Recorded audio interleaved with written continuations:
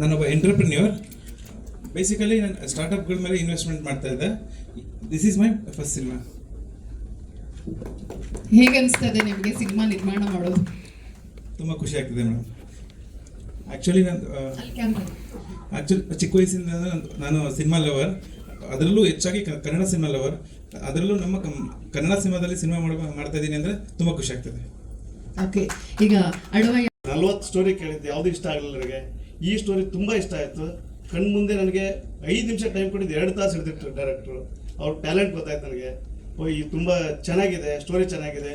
ನನಗೆ ಇನ್ನೂ ಒಂದು ಏನಂದರೆ, ಗೂಗ್ಲಿ ಮೂವಿಯಲ್ಲಿ ಇವ್ರು ಸಂದೀಪ್ ನಾಗರಾಜ್ ಸರ್ ನೋಡಿದ್ದೆ. ಅದು ಈ ಸ್ಟೋರಿಗೆ ಅವ್ರು ತುಂಬ ಶೂಟ್ ಆಗ್ತಾರೆ ಅನಿಸ್ತು. ಅದಕ್ಕೋಸ್ಕರ ಸಂದೀಪ್ ನಾಗರಾಜ್ ಸರ್ನ ಈ ಸ್ಟೋರಿಗೆ ಡೈರೆಕ್ಟರ್ಗೆ ನಾನೇ ಹೇಳಿದ್ದೆ.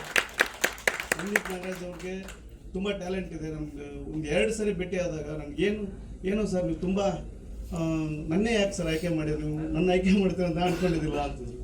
ಈ ಸ್ಟೋರಿನ ಅವ್ರ ಕಡೆಯಿಂದ ಮಾಡಿಸ್ಬೇಕಂತ ಡೈರೆಕ್ಟರ್ ಫೋರ್ಸ್ ಮಾಡಿದೆ. ಡೈರೆಕ್ಟರ್ ಇಲ್ಲ ಸರ್ ನೋಡೋಣ ಸರ್, ಇನ್ನೂ ಬೇರೆ ಬೇರೆ ಅವಕಾಶ ಇದೆ, ಬೇರೆಯವ್ರು ಕೊಡೋಣ ಅಂತಂದ್ರು. ಇಲ್ಲ ಬೇಡ ಸರ್, ಅದು ನಾನು ನೋಡಿದ್ದೀನಿ ಗೂಗ್ಲಿಯಲ್ಲಿ. ಎಸ್ ಸರ್ ಜೊತೆಗೆ ಅವ್ರು ಆ್ಯಕ್ಟ್ ಮಾಡಿದ್ದು ನನಗೆ ತುಂಬ ಇಷ್ಟ ಆಯಿತು.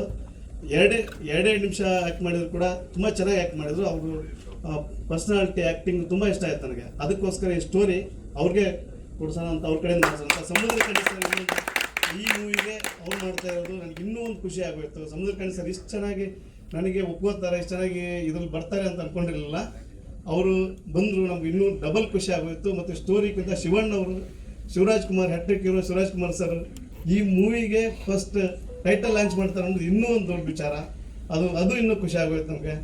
ಈ ಕಾರಣಕ್ಕೋಸ್ಕರ ನಮ್ಗೆ ಏನಂದರೆ ಟೋಟಲ್ ಎಲ್ಲ ಟೀಮ್ ವರ್ಕ್ ಮಾಡ್ತಾ ಇದೆ. ಈ ಮೂವಿ ನೆಕ್ಸ್ಟ್ ನಿಮಗೆ ಮೆಸೇಜ್ ಏನಂತಾರೆ, ನಿಮ್ಮ ಕನ್ನಡಿ ನಿಮ್ಮ ಮುಂದೆ ಇರುತ್ತೆ. ನೀವೇ ಹೇಳ್ತೀರ ಈ ಮೂವಿ ಏನು ಹೇಳುತ್ತೆ ಅಂತಂದರೆ, ಪ್ರತಿಯೊಬ್ಬರು ಅಕ್ಕಪಕ್ಕ ಆಗುವಂಥ ಕಣ್ಣು ಮುಂದೆ ನಡೆಯುವಂಥದ್ದೇ ಈ ಮೂವಿ ತೋರಿಸುತ್ತೆ. ಅಷ್ಟೇ ಮಾತು.